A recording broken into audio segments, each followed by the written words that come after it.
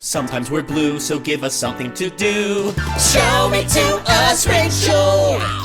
Ooh, ooh, ooh, ooh. Welcome to Show Me To Us, Rachel. I'm Nate. And I'm Sam. And we're neurodivergent. Which means that we need to fill our time with hyperfixations to show us more about ourselves. And to help us do that, every week we bring a Rachel of the Week to show us a new hobby or obsession that we know absolutely nothing about. Then take a week and try it ourselves. This week our guest is Stephen McClure. What's up, Stephen McClure? Hey, Stephen. Hey, how's it going, y'all?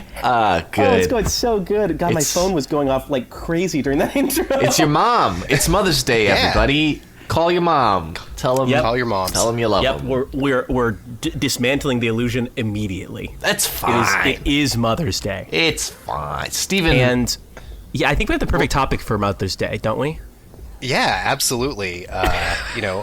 Unprotected chair shots. Jumping into barbed wire. It's the perfect topic Moms for love moms. that stuff. So yeah, what are we talking about, Stephen? Today we are going to talk about pro wrestling. Let's go. Oh, this. I've been wanting this for so long. Now, slight disclaimer: Stephen has. So Stephen is is one of my bandmates. We're in a band called The Cryptids at The Cryptids on Instagram.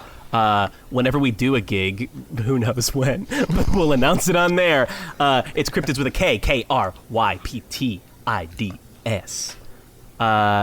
Yeah, he's our sick bassist. Steven's But an anyway, so incredible Stephen, sick bassist. But I've been in treatment for quite a while, so hopefully that won't be an issue much longer.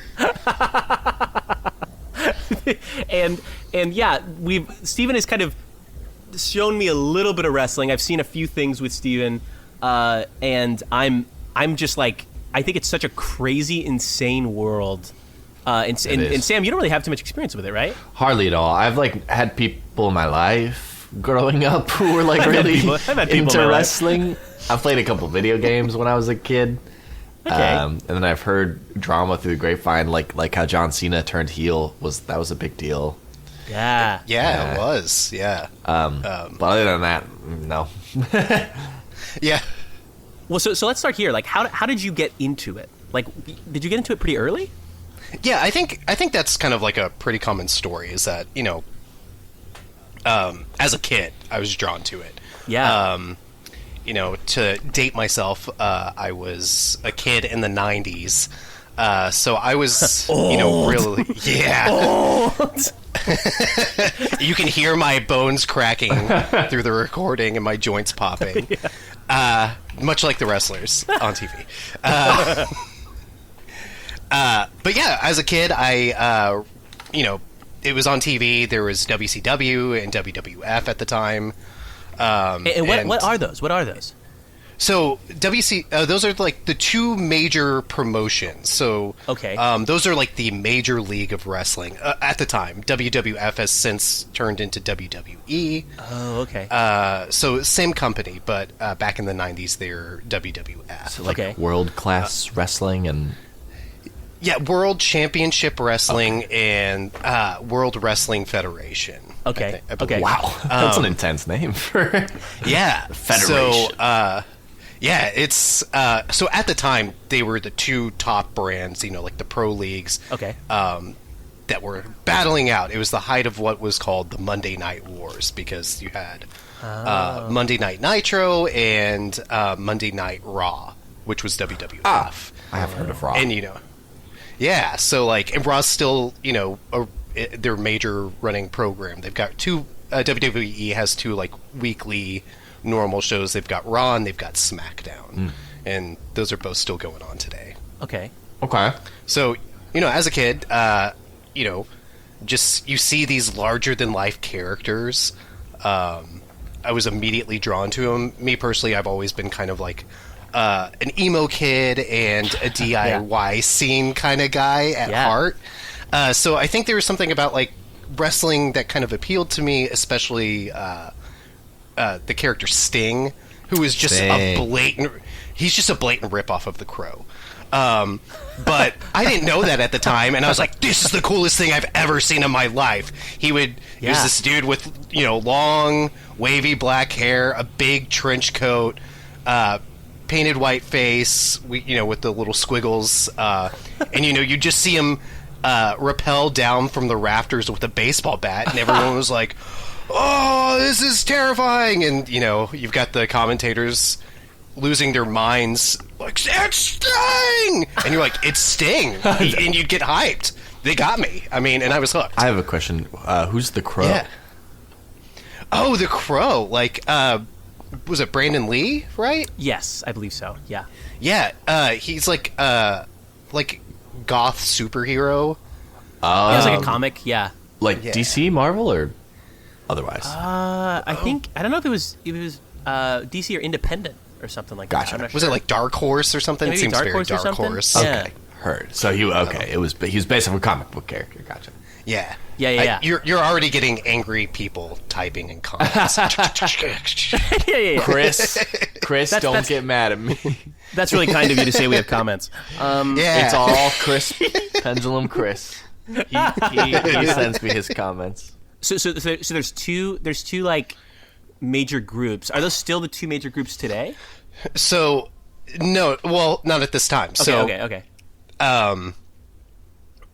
Eventually, WCW was bought out by WWF. Oh. And that was a huge storyline at the time because they incorporated it into the show itself. Oh. So the last episode of WCW, you have WWF people show up and invade. And then it became that's the story and major bit going on through like major wrestling promotions like to this day. There's always an invasion angle. So like this different brand is coming here. Gotcha.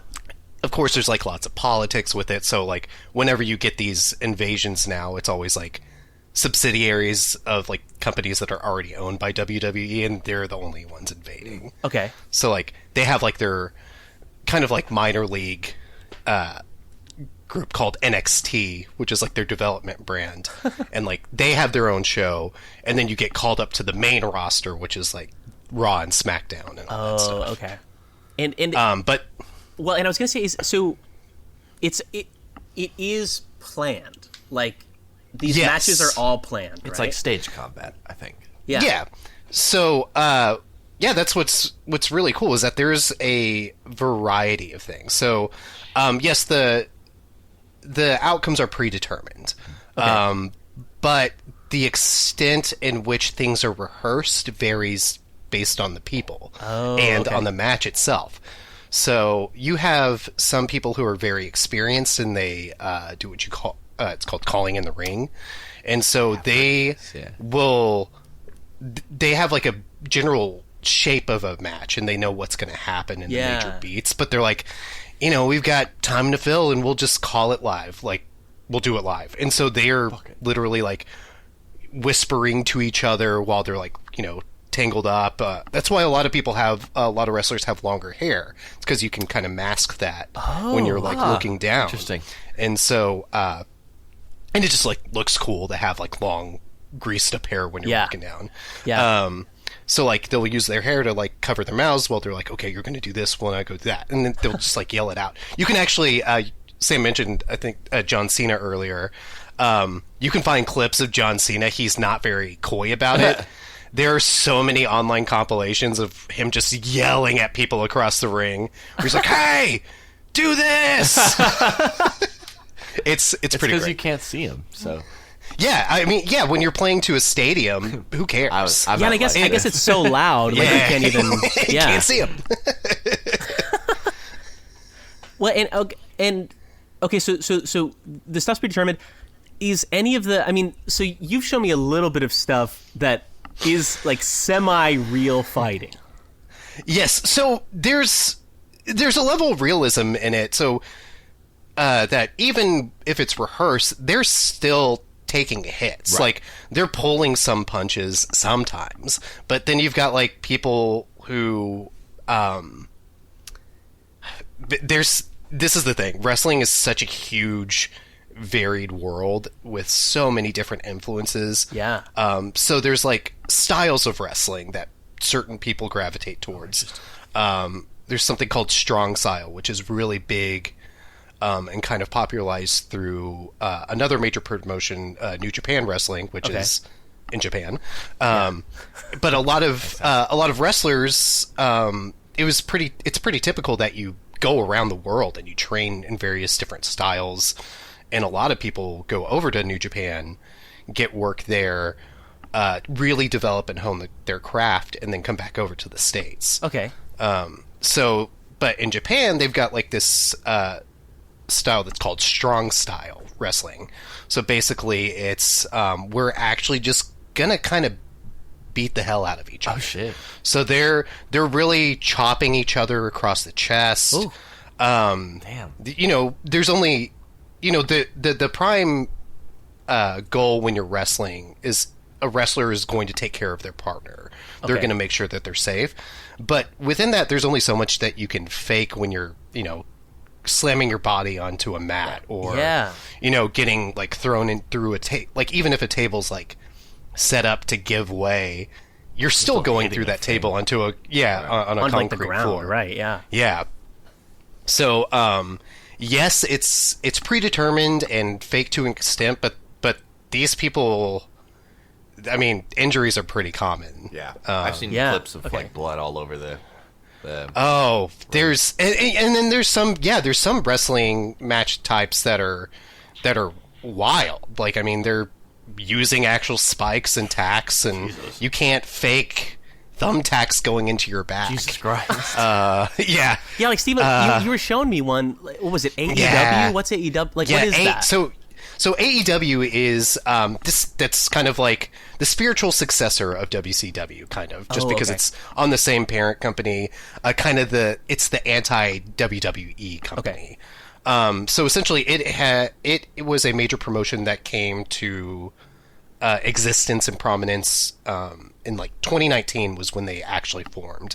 God. Okay. And so for a long time, it was just like WWE was the big player in like the major leagues, and then there were other companies, but they were nowhere near the same realm as WWE is. But AEW, still of course not as big, but they're up there. They are like the second major brand. Yeah. So kind of they are a more indie wrestling. So like your independent companies, shows, they have a little bit of a looser feel and a more of a this is like wrestling fan terminology. People are like, you can go to a wrestling show and there's something for everyone because it's a buffet. Because there's different styles and different types of performers and different wrestlers, and so if something doesn't appeal to you, something else will. Yeah. Okay. And so AEW kind of, in my opinion, like kind of has that philosophy going through it a little bit more, has a little bit more indie feel. And I just like it a little bit better. It kind of feels a little bit more like 90s WWF without being as blatantly misogynistic and racist. Whoa. But it has the because if you go back and watch, it is wow. Really? It is Like more the 90s WWF is off the wall. So yeah, it's pretty. Sorry about that. I got a phone call myself, and I didn't silence my phone. Is it your mom? Everyone tell your mom you love them, unless you don't. Yes, and then everyone tell my mom. Say Happy Mother's Day, Pam. Hi, Steven's mom. Hi, Steven's mom. We love you, Pam. Yay, Pam. Sorry. So I lost my train of thought because one thing happened. Racism. What I was misogynism. Oh yeah. So WWF. WWF. Still, still probably to this day, but not like probably more behind the scenes and the people in charge. But gross. But but at least the product itself is not as blatantly problematic. So that makes me wonder,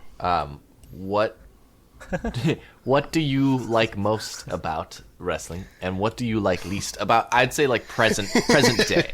Like obviously there was the. I think present day wrestling. I think just there's so many options available. Okay. Even outside of WWE and AEW, you have smaller promotions. Some like appeal more to like old school, traditional wrestling type fans. I'm a really big fan of. There's an independent wrestling company here in Chicago called Freelance Wrestling. Ooh. And I would highly recommend anybody who has an opportunity to go see their shows. Oh, we'll try to. Right, Yeah, absolutely. Yeah. They're so much fun. Everybody that's there to have a great time. And it kind of gives that freedom, especially at indie shows, especially and I'm speaking specifically about Freelance. They're a very like inclusive group. They're very open-minded. And so like it's like a big tent wrestling. Yeah. Lots of, different lifestyles, different people come in that you maybe wouldn't see traditionally represented in a lot of other wrestling companies. I might actually have a friend who's done that. I gotta remember his name. Sorry, I just I have a friend in the local scene, Jay Valentine. I've seen Jay wrestle at some of these events, like at Freelance, and I want to see. I want to see if I can see one of his matches. Maybe I haven't seen him in years, but he like all of his promo stuff is like incredible. He's so much fun. He's great in the ring. Like he's tons of fun, and that's where I saw him was actually at an event. I was talking about like inclusivity that you see on the indie scene that you may not see otherwise. There is a professional wrestler who has made it kind of his philosophy that he's going to stay on the independent scene because he can market himself and make wrestling better for the LGBTQ community through representation. His name is Effie. He is the self-proclaimed gayest thing in wrestling. Comes out to Elton John's Yellow Brick Road as his entrance music. His trunks say "Daddy." Let's go. Across the butt, and wears fishnets, and is a phenomenal wrestler. Tells great stories in the ring. Yeah. He's fun, and he puts on this show called Effie's Big Gay Brunch, and where it's all queer performers. Oh, cool. And so that's actually where I saw Jay wrestle, and one of the like funnest shows that I've ever been in. Whoa, that's awesome. So that's kind of your favorite thing, like just like the I don't know, the variety that's available. Variety, yeah. Yeah, the variety. There's a fair amount of inclusivity in some of those like smaller scenes, I guess. Maybe. Yeah, like local scenes. Yeah. Especially there's also a trans woman wrestler, Kid Bandit, who just retired from wrestling herself. But she started her own promotion for specifically highlighting trans wrestlers. Oh, cool. And that's coming up. So that'll be really cool. And so like there's things like that are going on that wouldn't exist in the 90s. Yeah. Okay. So and what about the bad things? Oh, the worst thing about wrestling, I think with any fandom are the fans. Like, fair. And so once you get people involved, everything's ruined. Yeah. There's just like a sense of tribalism. Yeah. And, the internet wrestling community in and of itself is a thing and kind of like a presence, as you can imagine. Yeah, sure.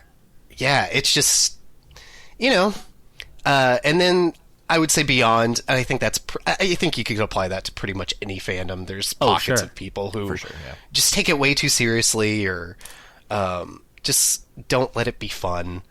And then the other part of it are the people who control it. Just it's pretty universal truths here. Yeah. Especially I'm talking about kind of the WWE.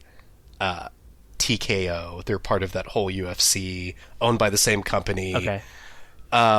They're just bad people. How so? Is it like greediness? Like, so I just take this for granted that everybody knows this. So, wrestling WWF is like the product of Vince McMahon. Yeah. So a really quick crash course, and I'm Yeah. probably missing things, and there's nuance, of course, but essentially wrestling used to be, before it was like a big televised, thing that we knew it in the 90s and such like that. Yeah. Before it got big, it was still big, but it was very regional. So you had all these tiny fractured companies, and wrestlers would work in their regions, and so you'd get famous there, and then you'd talent would move from one region to the other, and so you'd get big in this other region, and then you just work there. Touring Yeah. wrestler. And so there was televised wrestling, but it was still stuck to a region. So what Vince McMahon did is that he swooped up all these separate companies and made them one company. And so he therefore started owning all the talent. Then there's been, ongoing things where wrestlers, even at, these major companies, they're not considered employees. They treat them as contractors. Oh, interesting. So all these wrestlers are paying for their own travel, they're paying for their flights, they're paying for hotels. Jesus. They're renting their own cars and driving themselves from town to town. Oh my God.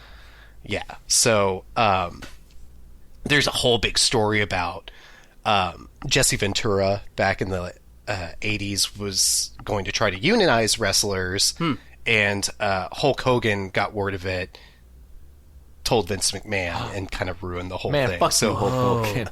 Oh, fuck Hulk that Hogan. guy. He's Hulk bad, Hogan is right? the worst. Isn't he fucking- terrible? Whack ass Yeah. mustache. Yes. Yeah, dude. He Yeah. was at the fucking Republican thing. Yeah. Oh yeah. Yeah. He was the Idiocracy. It was the scene from Idiocracy. Yeah. And it was Hulk Hogan. Yeah. But there was no sense of irony Yeah. or self-reflection there. Damn. What other kind of big, I don't know, what other big drama has been, what are I don't know, the top 3 biggest dramas since you've been watching wrestling? There was that movie that came out about that one wrestler who had a really tragic life. Zac Efron played him. Yes, the Von Erich family. Yeah. They're from Texas. Iron Claw, yeah. Iron Claw. Iron Claw. So what's sad is that that's not a unique story. Aw. The Von Erichs were, a very famous and very prominent wrestling family. But the lifestyle of wrestling and, especially, back then when there wasn't really support and stuff like that, there was, rampant drug, alcohol, steroid abuse. Oh, yeah? Yeah, brother. Wow. Hey! Honestly, now. that it took this long to get a yeah, brother into a wrestling thing. Give him the old dick twist. Grab his dick and but yeah. twist it. Stop it. Give him the old I don't support this. I don't support this at all. Yeah, so there's actually, sadly, there's a lot of tragedy surrounding with wrestling. It's a pretty isolating. It can be an isolating life to those performers. They're on the road a lot, less so than they were back then. Especially back then, they would work their TV schedules, and then they would do house shows in between televised things. So they're wrestling multiple times a week, going from city to city. Sheesh. And that eventually takes a toll on your body. Oh, yeah. And you're not an employee, so your medical bills stack up. Yeah, no workers' comp. You don't have time if you're not working and not taking hits, and the technical term is bumps when you hit the mat. So you're not taking bumps. Yeah. You're not getting paid, and that's how they're feeding their families. So a lot of crazy, actually. Painkillers, alcohol, drugs, just to keep going. Yeah. And then and then what's even, I'm going on tangents because That's what we're here for, baby. I can't keep focus on one thing, but that's the thing. Be here if What you were. about fun drama? Fun drama. Okay. Well, see, that's the thing. It's that kind of tying it back to going in from watching it as a kid into watching it as adult, and being part of the toxic fandom myself. Yeah. Some of the fun of being a wrestling fan, at least for me, it kind of scratches that itch of like, I don't like a lot of reality TV. Yeah. But I scratch that same itch with like reality, not the reality TV shows put on by WWE, but like the drama that's happening behind the scenes. Right. totally. Right. So there's always some major story going on. There's some ego that's been hurt, or because it's a business built on egos. Yeah. Like that is the business, is that you're 100% betting on yourself. Yeah. You're there because you believe you're special, and then it's an entire industry built on that. And so, like, you know, of course there's going to be conflict. One of my favorite wrestlers, CM Punk, he is famous for stirring controversy. So, back in the days of WWF, when he was a wrestler for WWF, Yeah. he presented what was called and known as the pipe bomb promo, where he came out and he sat down on the stage, and then this was not pre-approved, and he just tore down the company. He's like, these are the horrible things that are happening. This company is bullshit. I hate them. And then he left. That's actually awesome. I thought you were going to and- say he sat down and pulled I out was a gonna say- pipe bomb. Yeah. No, he just sat down on the entranceway of the stage and just like He gave Whoa. like time put all there. out there. Yeah. And then That's awesome, so Whoa. this is, you know, broad strokes, because yeah. you can get into the weeds about this. Eventually, he's eventually gets fired by WWE. Wonder why. Okay. Yeah, they because they're cold and callous, inhumane people. The way they do it, they FedEx him the contract to be delivered to him the day of his wedding. Wait. Like it's mobster stuff. It people are is messy, absolutely dude. wild. Yeah, That's and then awesome. so then CM Punk is out of wrestling for like over a decade. Okay.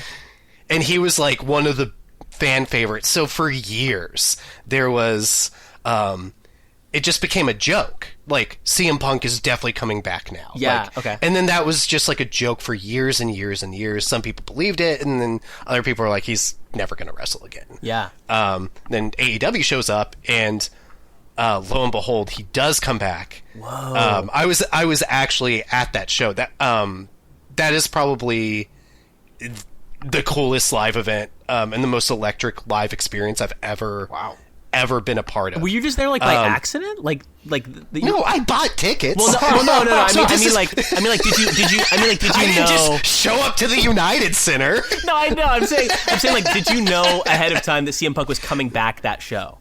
Okay, so this is the clout that he had behind him. So he Yeah. hasn't wrestled for years. Yeah. But AEW had built up enough kind of good rapport amongst the wrestling community Okay. that there was never a realistic thought that CM Punk would ever be back.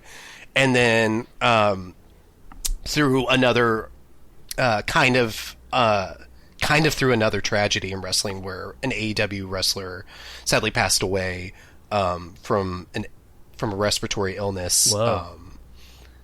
And what happened is that they kept it tight, and they did not leak information outside of the company, which is very, very common. Yeah. Okay. And that's kind of one of the things that CM Punk was turned off about, because one of the abuses that he had suffered is a lack of privacy and Yeah, sure. lack of proper medical attention from a company. So that kind of caught his attention, and he initially was like, oh, maybe this isn't a horrifically toxic workplace. We'll put a pin in that.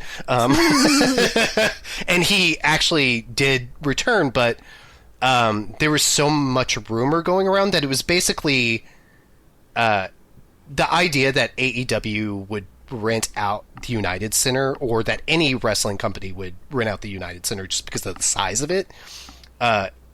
In that time period, unheard of. Because usually You knew something WWE was coming. Yeah, so basically it was like a confirmed secret that everybody knew. It was Okay, so you're like, it was an entire arena sold out on a rumor. Damn, But whoa. That's a cool-ass CM Punk is from sentence, Chicago. dude. oh, from Chicago. Oh my God. Yeah, he's from Chicago. Yeah. They built out, or they rented out the United Center to run a show for like a regular TV show, which is, you're not going to do that. Because they had run their pay-per-views out in the suburbs. So okay, so you didn't know for sure, but it was kind of like everyone was everyone's like, it was like I 90% knew it was going to happen. That's crazy. That does sound exciting. That's cool though. You don't know for sure. Yeah. So I'm willing to bet this. Like, Yeah. I bet that space has not had as much excitement and anticipation from every single person in those seats since the Bulls won their runs of championships. Fuck. It was yeah. the energy there was off the charts, because before the show itself started, you know, they have some pre-tape matches, so like things that they'll, you know, do for content later on. Yeah.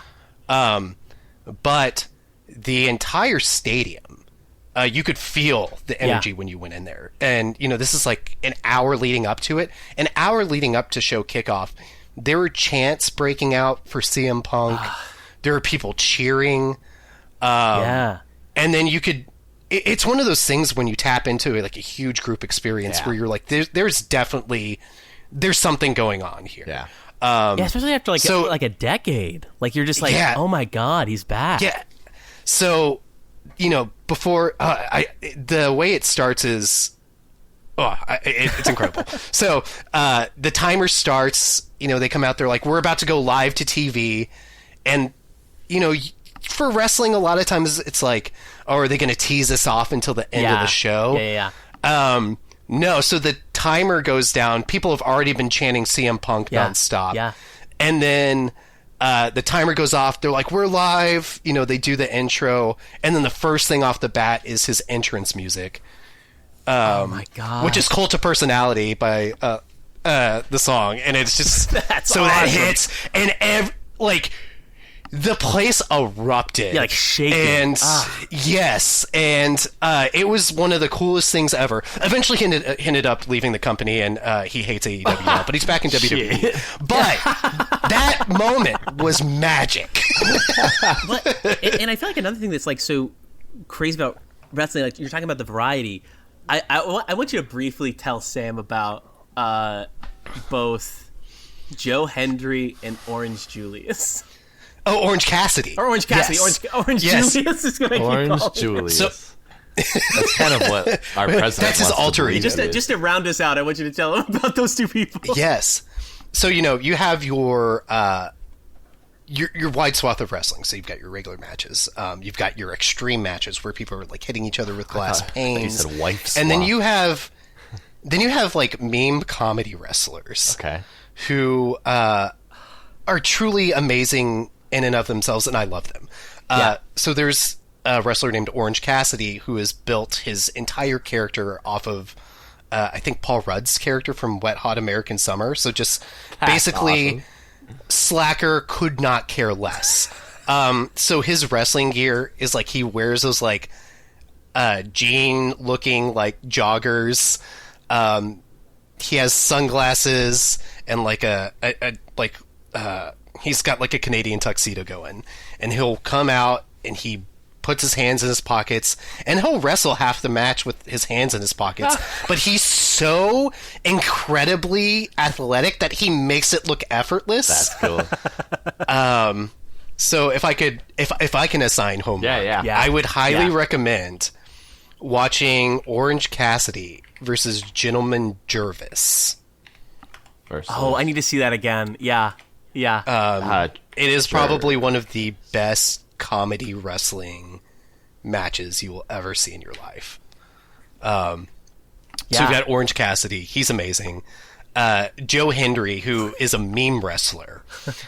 So basically, he tapped into a gimmick where he was like, everybody loves like meme culture. Mm-hmm. So his thing became that he would tear down his opponents using memes and kind of self-inserting himself into them. So he became a meme of like himself. So now anytime the name Joe, he kind of Beetlejuiced himself. So you say Joe Hendry and he shows up and he always has this goofy smile where he kind of does like the dramatic gopher turnaround. And he looks at the camera and he'll like zoom in. I'm Googling Oh, it's great. Yeah. The biggest comedy wrestler right now, who is, he's actually made it to WWE, which is wild because you'd never think that a gimmick like that would work on that level. His name is Danhausen. Dan. He is a. It's great because I've seen him at Freelance. He is a wrestler who is his character is basically, and he's self-described this. He is basically if a demon was possessed by Conan O'Brien is the character. So he has face paint that kind of looks like what is The Exorcist? So like white with like the black and a little bit of red under the eyes. Yeah. But his gimmick is that he is a demon, but he's a very nice, very evil demon. And then he just wears a little bit of red under his eyes to make his eyes pop, and that's his only makeup. What's his name? Danhausen. Danhausen. And he's incredible. He he can't do this in WWE because of licensing and stuff like that. But one of his gimmicks is that he'll do like a spot on the ring apron. That's the side just right outside the ropes. It's still on the ring. Yeah. He'll do the like tequila dance from Pee-wee's Big Adventure, and then kick somebody in the head. He also has a jar of teeth that he collects. Nice. So he'll pour teeth into people's mouths, and then he'll kick them so they spit out teeth. So it's not their own teeth. Yes. He's being nice. Yes. But very evil. He's being nice. He's like, here. I don't want to knock yours. But he's like part of the character is that he's like off, like he's just a little bit wrong about everything. So he'll take things like Stone Cold Steve Austin, and he's Cold Stone Steve Austin. just dumb things like that. But yeah, he's just silly, irreverent, and he curses people. And then that's what he does. Aww. Like he doesn't even need to wrestle. That's like not. It's like mostly part just of wrestling. the It's like he can. Yeah. He's not the biggest guy or the most physically impressive, but he's entertaining. Yeah. That's fun. Okay. Well, I mean, I think we have a lot to kind of do here. Yeah. I mean, we're kind of reaching time close to it. So I guess we gotta go to some independent wrestling shows if possible. Absolutely. I think Wrestling we can is the do it. Chicago. Yeah. And then we're gonna check out some of these comedy guys. And I think we should just kind of look into just like some wrestling matches in general, Sam, and kind of find like if we have some other people that like we kind of want to like say are our favorites or something. What would also be cool is if we could find, before we go to the Chicago wrestling, like any sort of like lore breakdown, because I feel like that's half of the fun is knowing the drama, right?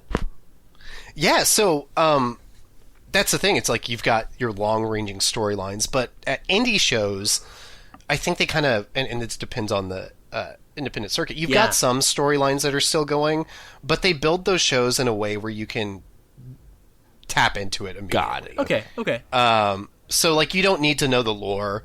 The characters, the goal is, and I think of a lot of indie companies, is kind of like comic book theory, is where if somebody picks it up and picks up a random issue, there's going to be some stuff that they don't understand, but they can get into the story and they're like, I know enough to pick up from here and go. Mm-hmm.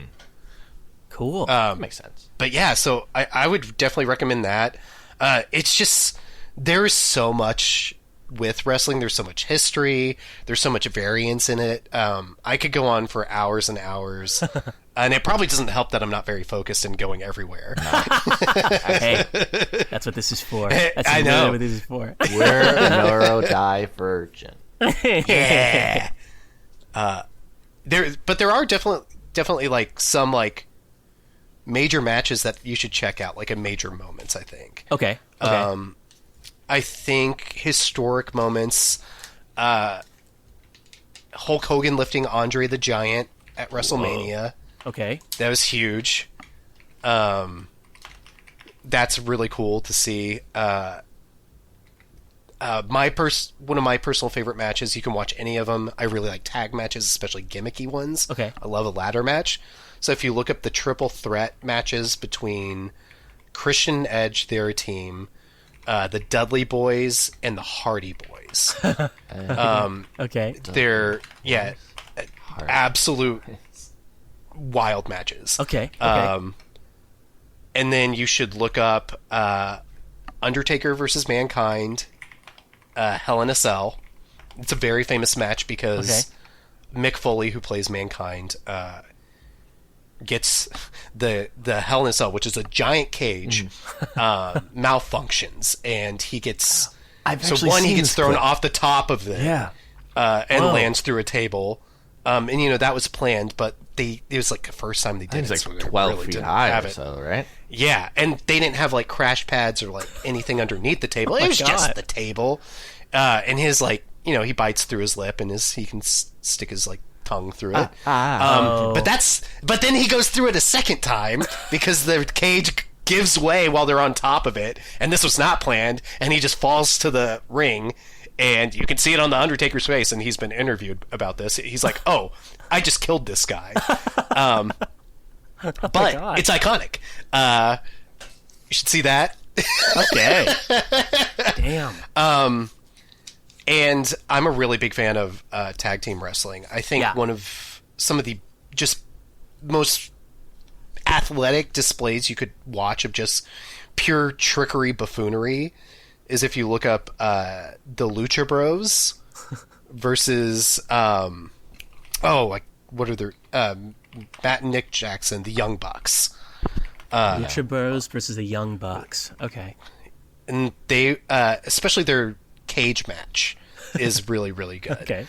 They're just insane athletes. It's wild what they do. Yeah, okay. And it gets, verges on, some people don't like that style because it's over the top and this doesn't follow any logic, but it's silly. Yeah. It's silly. They're, those guys, and then I want to say Young Bucks versus Hangman Adam Page and Kenny Omega. It's also really good. Oh my God. Okay. Wait, so I could give you so many more, but I'm trying to be these are the really good ones. And there's so many other things. Wrestling's so much fun, and it's just so silly. It's so silly. It's so much. I mean, we're excited to get into it. Yeah. Me too. So, okay. Okay. So we got a lot of homework to do. We got a lot of stuff to look out for. Sam. Yeah, that's me. Tell Stephen what to do. You have me. So we're gonna time jump to after we've tried it all. We need you to do your best sound of time jump sound. Okay. How'd I do, Nate? Yeah, go for it. Oh, so like that? Yeah, right now.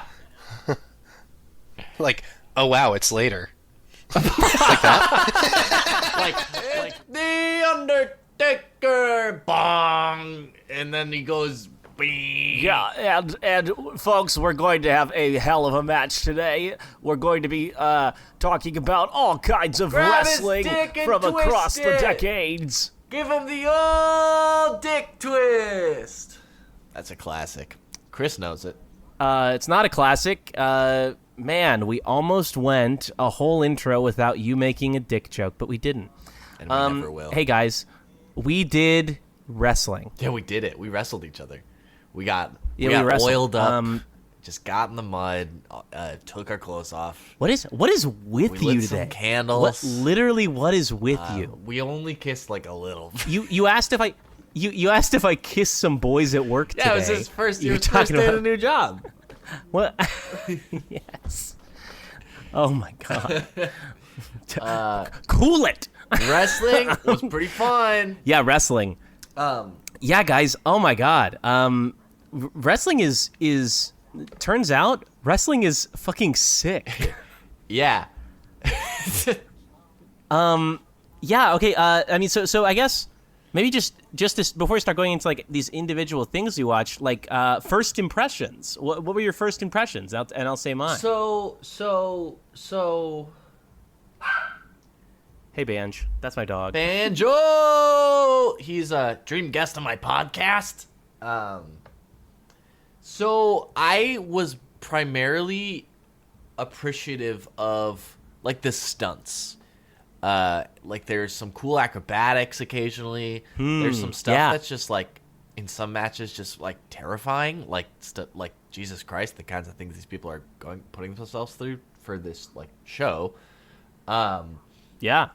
It is a little bit, for me, and I'm sure for many people, it takes some looking past the phoniness of it. Because it's not meant to be like real. It is like a show. People are still doing real stunts and taking hits and whatnot. Yeah. Well, and hold on a second. Banjo, dream guest on my podcast. He just wants to be a part of things. Nate has walked away from the camera. You guys need to help me. You guys need to get me out of here. He's holding me at gunpoint. He won't let me leave. He won't let me get away. This is me begging for help. He's going to edit this later and hear it. He does all of our editing, so this is a mistake, but it's fine. He won't notice. Hey, What Nate. a dog, that guy. I love Banjo. Okay, great.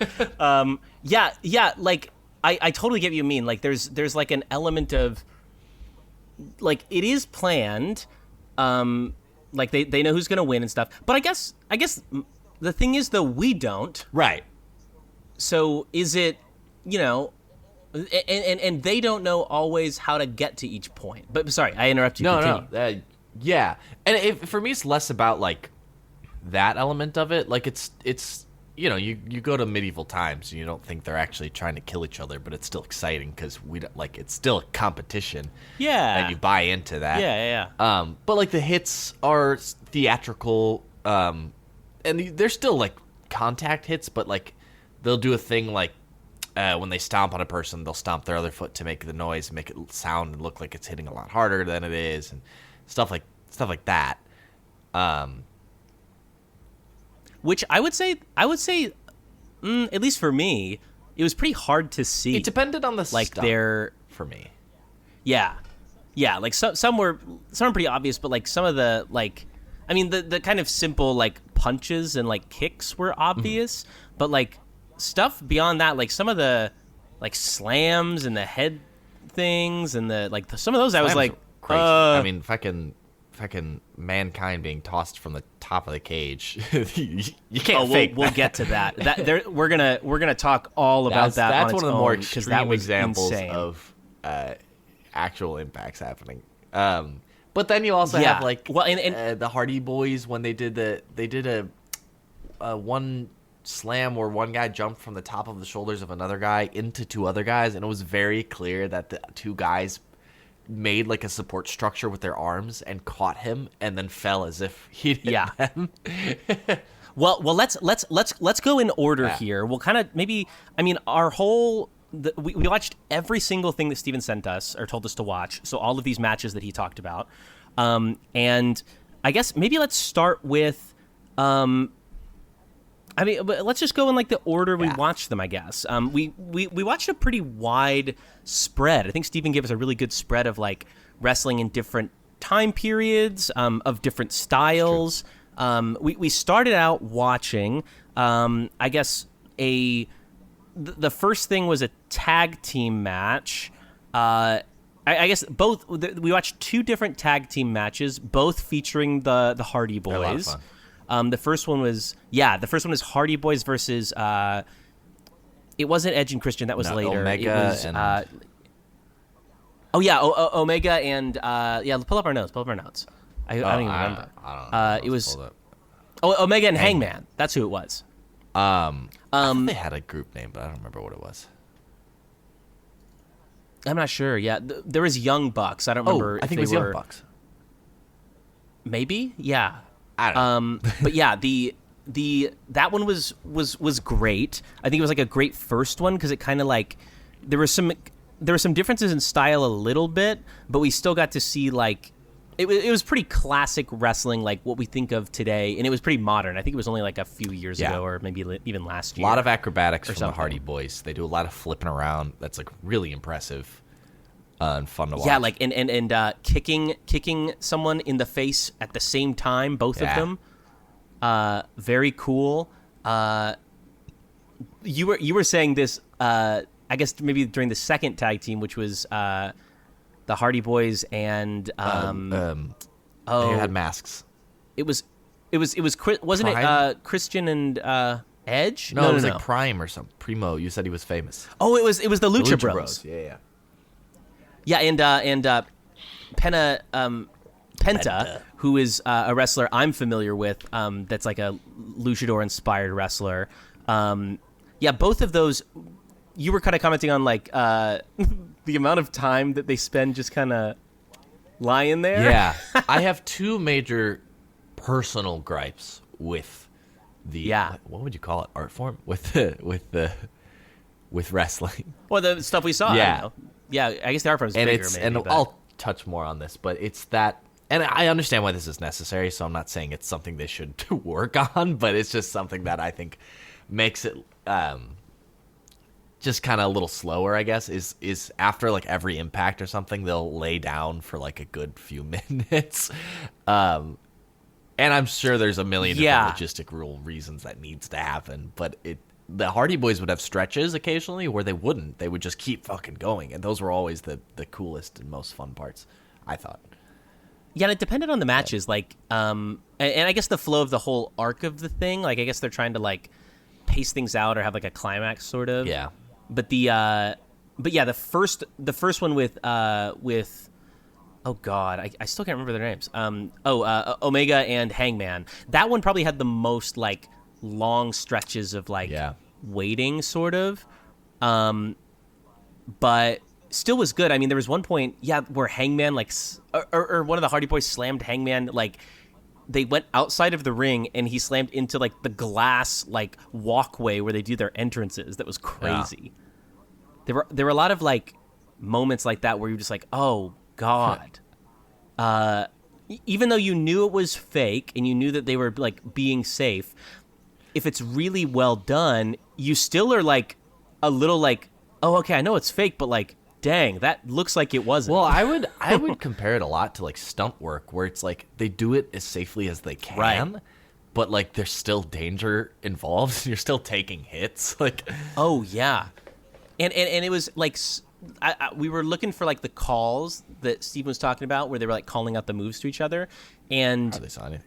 I could tell sometimes, but a lot of times I couldn't tell, and, like, or they would do things like they would hold each other for a long period of time or something, where I was like, okay, I bet they're like being like, okay, I wanted them to kiss so bad. Yeah, I thought there was it'd be so awesome. The tension was palpable. Sorry, tangent. In like world class top of the line wrestling, it's these two guys that are just screaming at each other and they're buff as hell and they're about to rip each other's heads off, and then they just kiss. The absolute uproar that would cause would be incredible. Oh well, like, queer wrestling is such a thing in the indie scene. Yeah, I'm sure it's like, I don't know. I'm sure there's. We should maybe look into it, see if there's any, like, big queer wrestlers, like, on the WWE level or WWF or AEW level. I because there's a lot of, like, femme wrestling and stuff, obviously, which we got a little taste of. Randomly. But anyway, so those were. Yeah, so those were the two, like, tag team matches. It was cool. Like, the goal was to, like, get one of the people down for 3 taps or whatever from the ref, which, man, it's a flexible those are pretty taps. loose. Yeah, and it's also like they have to be down with, like, one leg up. So, like, if the person is down and then, like, the other person holds their leg up, and then there's, like, 1, 2, and they, like, flip their leg out of the way and they're still down, it doesn't count. So, like, they still keep the match going. So there are a lot of 1, 2, 3, only 2, and the ref would, like, hold his hand out and be like, oh, only 2. Yeah, that actually, we'll come back to let's go through them first, and then I'll give my impressions. Yeah. Also, the refs, crazy. The refs are so. They're just, like, they're acting so, like, they're kind of acting a whole other thing, which is, like, being so serious and, like, I don't know. Sometimes the people would get mad at them. They sell the hell out of it, fakely, of course. But they're just like, "Oh, come on!" And like that's our thing. And it's like, I don't know. It's a call. It's our call. Like, you know, The announcers sell the shit out of that too. They sell that shit so. Yeah, hard. the announcers are going crazy. I wonder if they know the story ahead of time. I wonder if they don't. Yeah, maybe it depends. Because, like, they're having some fun reactions, and they sound awesome. Well, because and the crowds are crazy. Because sometimes they help you understand what's going on, which makes me. Yeah, think exactly. that maybe they do, because, like, there was a moment in Undertaker versus Mankind where that's the next one we watched. So that was the. I'm thinking of a different one.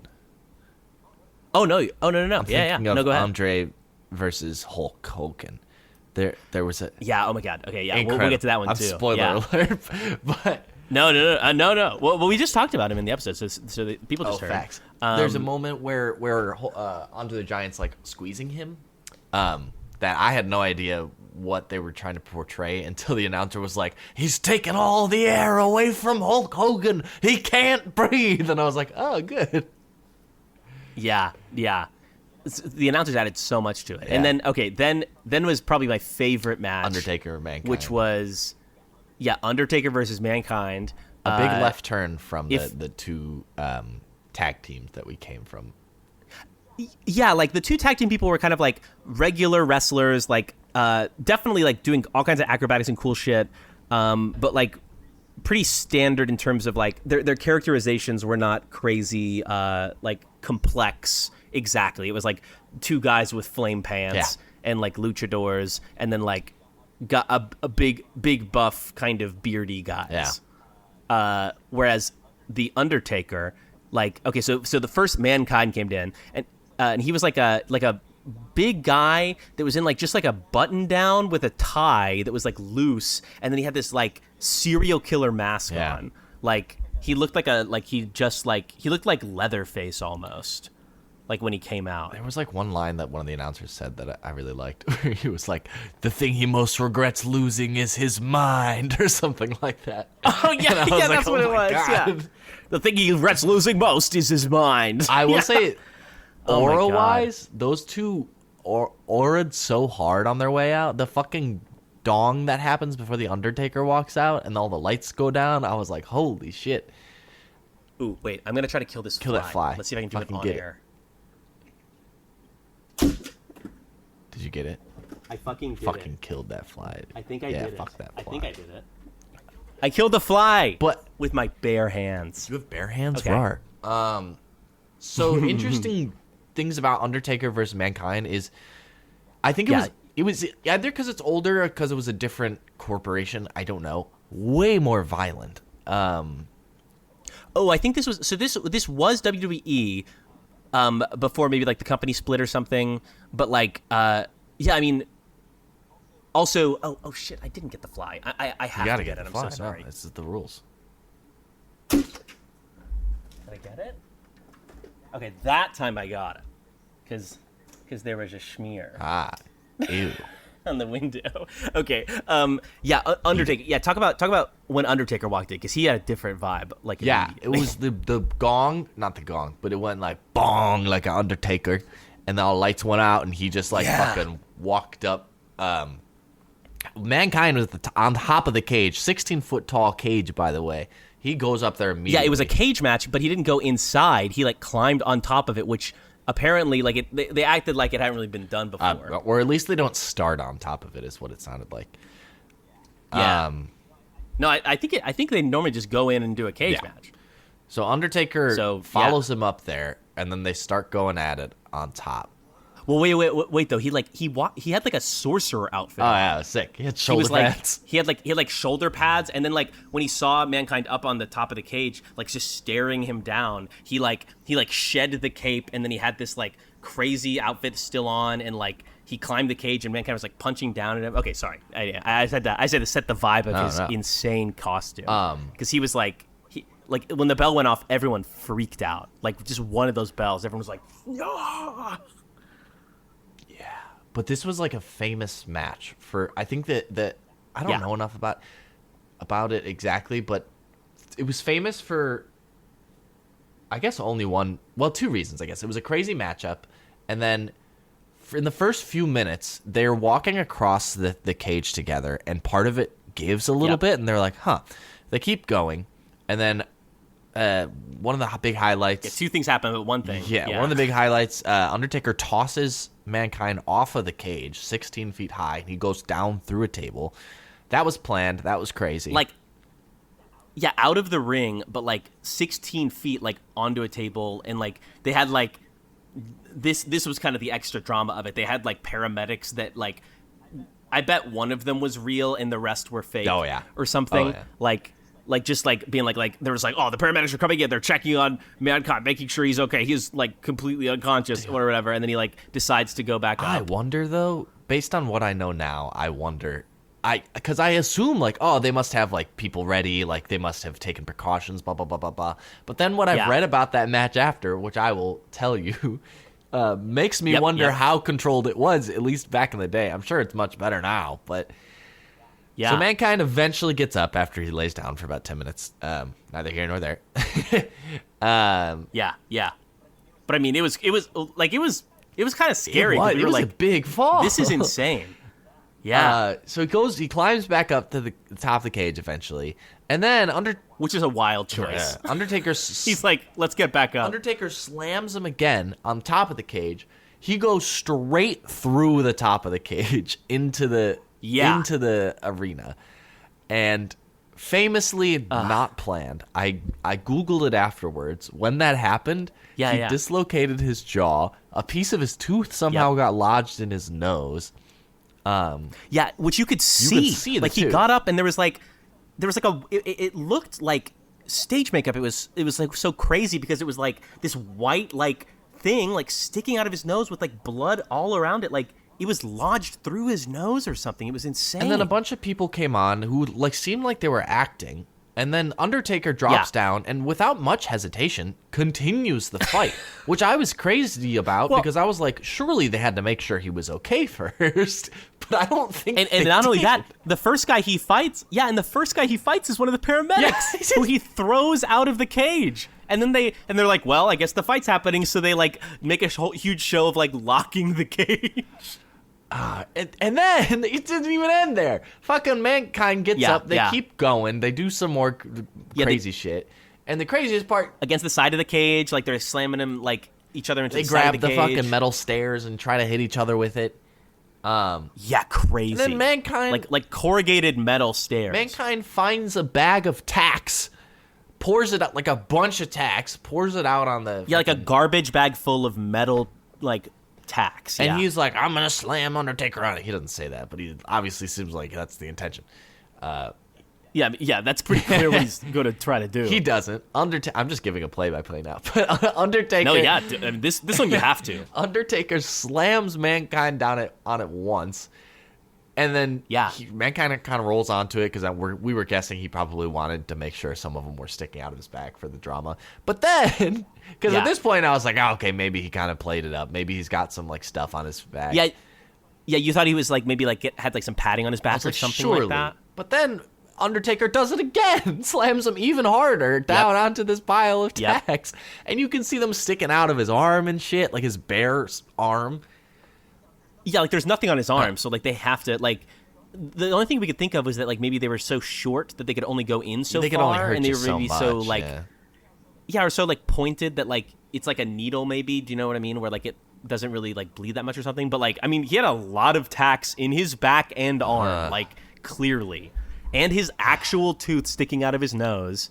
It was insane. That was pretty much the end of that one.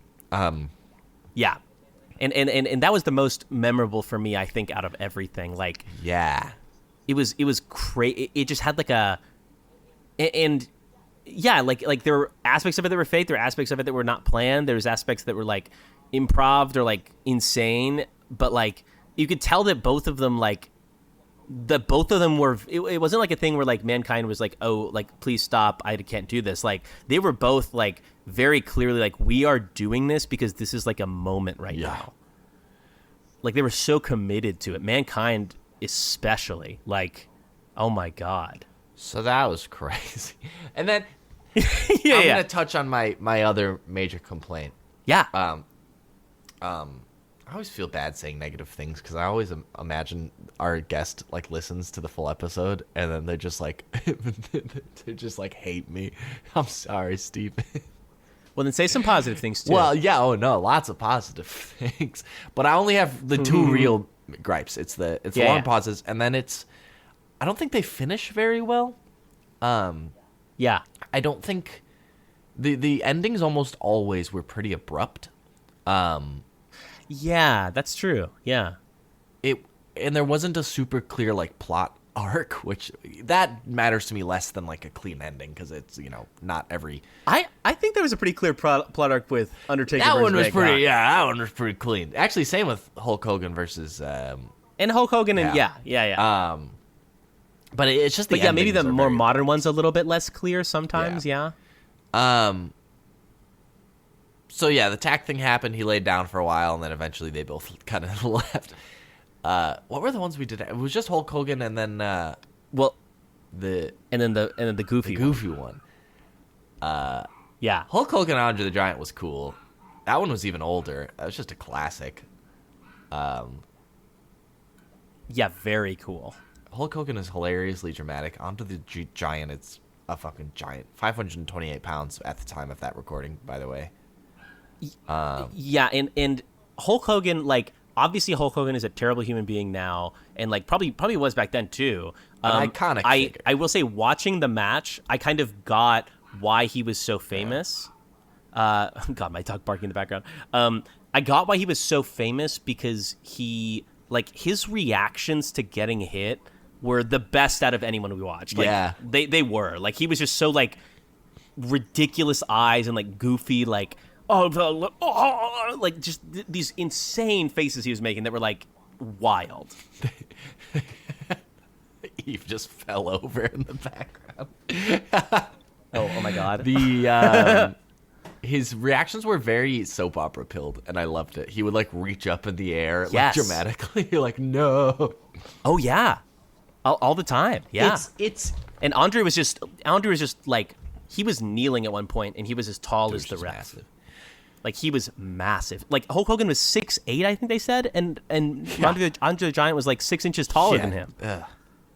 I think my biggest takeaway, because I come from a perspective, or at least have had people in my life who would make fun of wrestling. Yeah, And I kind of understand it, like the first time you watch anime or Bollywood or things that are just very distinct creatively in a way that'll weird you out at first. It's just like you just kind of have to get used to the agreements of that art form, I guess, or those tropes. And once you get used to those or acknowledge or accept them, like, you can appreciate what it is. Like, it's not supposed to be taken 100% seriously. Like, same with like Bollywood, which is so over the top and silly and 100%. Well, but I think and I think you would say the same about this what I'm about to say about anime as wrestling. I think you kind of like get to a point where the tone is no longer a barrier for you or a thing you think about. And so like you can actually you can take the anime seriously. You can take the wrestling seriously, even though there's everything else around it. Like, it's kind of like, I don't know, it's like you're getting into a pool and it's really cold, and then like after a while you don't even feel the temperature of it.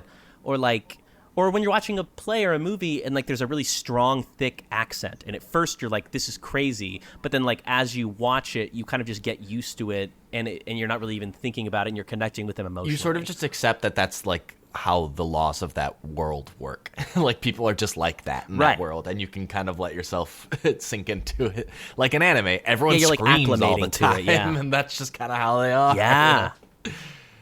Yeah, but then once you really kind of get past that point, which I recommend everyone to do with wrestling or with it's anything else, fun. but I mean, I think with wrestling in this episode, like it's really fun to watch. Like, Sam, we were saying I was saying last night when we were watching everything that it was kind of like, I think a lot of people that are like artsy or like theater kids or whatever kind of art you're doing, like, that don't watch sports, you don't get a lot of like opportunities for more passive live entertainment. Or like less active live entertainment. Like, any show you're going to, you can't talk. You're not like you're not like chatting with your friends. You're not like eating most of the time. And so I think that passive entertainment is also really fun and valuable. It's like going to a baseball game, even if you don't know the rules or anything. There's stuff going on, but there's enough breaks so you can kind of talk to people and hang out or like drink something. Like, we were just like, I made queso last night when we were watching stuff, and like we had a couple beers, and like it was just fun to kind of like loosely talk and hang out while we were watching this thing, which I think like you just don't get an opportunity to as much if you're a theater kid. Yeah.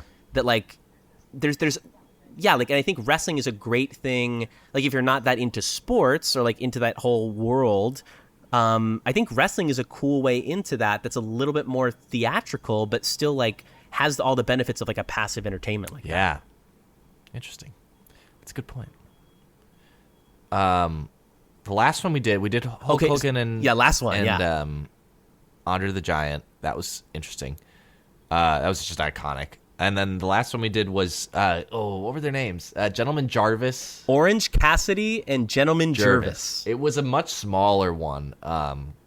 Indie, like local, like maybe even I don't know if it was in Chicago or if it was in Canada.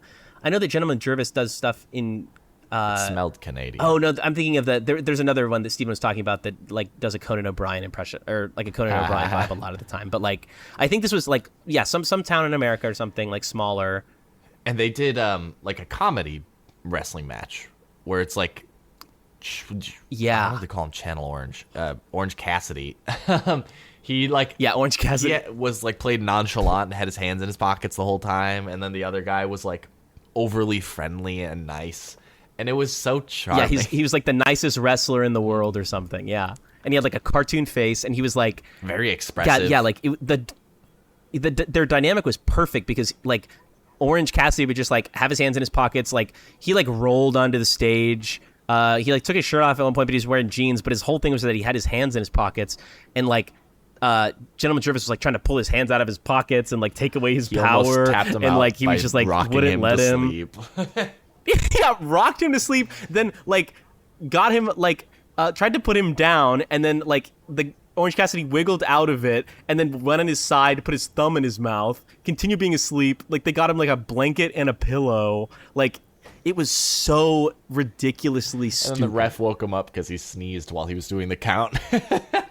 He said, one, and two, and then held for like a good 20 seconds to do a sneeze. Yeah, because the ref had to sneeze. Yeah, yeah. They were like, "Don't wake him up! Don't wake him up!" Like, but the seriousness of the commentary was the exact same. Oh, it was so funny. Which was awesome. Yeah, like it was just like a totally different version of the art form, but like the same like core things, which made it so great. Yeah, I think honestly, if you're trying to get someone into wrestling who might be like weirded out by it at first, comedy wrestling is probably a good in for them because it's acknowledging that it's silly. You know what I mean? Yeah. There were a lot of kids in that audience actually. Like young kids. Wrestling's big with kids in general, I think. I know. Yeah, like there's nothing, I mean, they shouldn't be watching Undertaker versus Mankind. But I think like most of the wrestling otherwise is like there's like intense macho-ness and that kind of like I guess masculine energy, I guess, which maybe you want to expose your kids to or not, or at a certain age or something. But like other than that, it's almost like circus performing in a way. Like a lot of it, I don't know. Let's see. So we're nearing the end of time here. We kind of went over with this one because there was so much to talk about. Yeah. So final thoughts on wrestling? You gonna do this? You gonna keep looking into this? Probably not. To be honest, Sam. I know. Hey, so come on, man. I think we had such a good time. You know what? I would consider is if I see a wrestling show advertised somewhere, I want to go to a live one someday. Yeah, because that seems fun. And wouldn't you, if Steven invited us over to watch some wrestling, wouldn't you come? Absolutely. Yeah. That's what I mean. You're gonna do it. Well, then yes. The answer is yes. I'm not gonna avoid it. But when I converted when you say, "Am I gonna do it?" I usually think like, "Am I going to actively pursue it?" Yeah, you're not gonna seek out the man. I still gotta show you. Oh my god, I didn't even show you Joe Hendry, who's like the meme lord guy. Oh my god.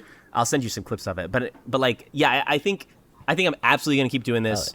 I don't think I'm gonna like maybe like to what Sam said. I'm not gonna continue doing it in terms of like maybe seeking it out entirely on my own. But I'm definitely gonna keep watching it with Steven. I'm gonna keep like I want to go to an indie show so bad. So as soon as we do that, we're gonna let y'all know. Yeah, that sounds fun. Like, it seems like the indie show was kind of like the last one we saw, the comedy one, and it's not all comedy, but like that energy just seems so. It seems like I want to get in the ring, like get in the room with some of these matches because the energy seems insane.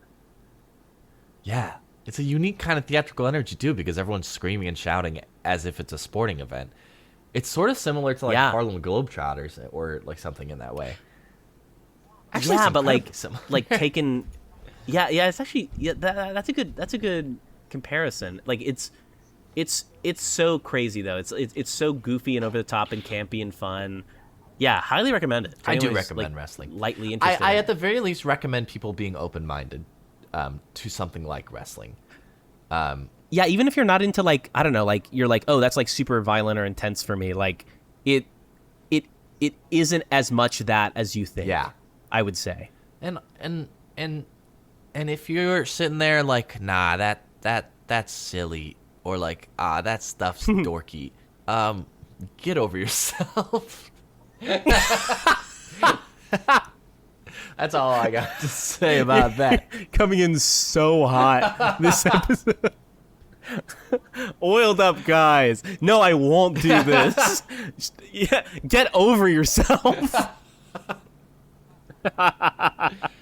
No, but Sam's right. You really should get over yourself, and be open to new things because we're having a blast. Yeah. Let yourself enjoy things, and if it's not for you, that's fine. Yeah. But don't be close to it. Don't. Yeah. Sam, take us out.